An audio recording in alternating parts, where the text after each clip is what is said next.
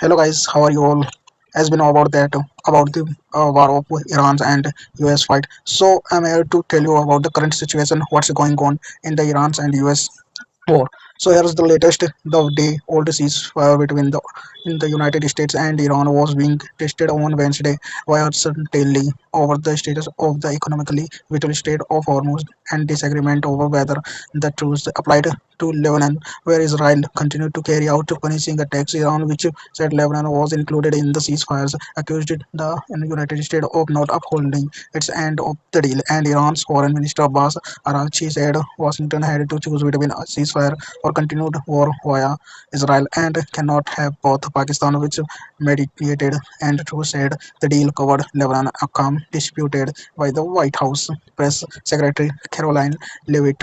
Even as US and Iranian officially issued dueling threats to resume attacks if the ceasefire fell apart, both countries had reason to hope it held together.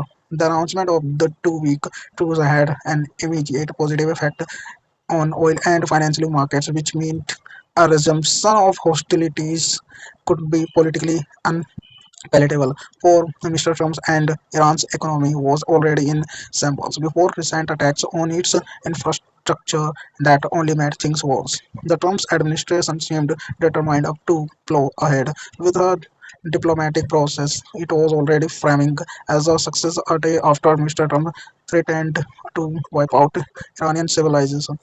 Vice President JD Vance and plans to travel to Pakistan for peace talk beginning Saturday morning. MS Levitt said Steve Witkoff, the president's special envoy, and Jared Kushner, Mr. Trump's son-in-law, will accompany him. So that was the current situation about the war of Iran and US. So let's see what will happen after 2 weeks, and Iran will continue the war or not, because Israel started fighting with the Hormuz for the Hormuz or at the Iran. So let's see.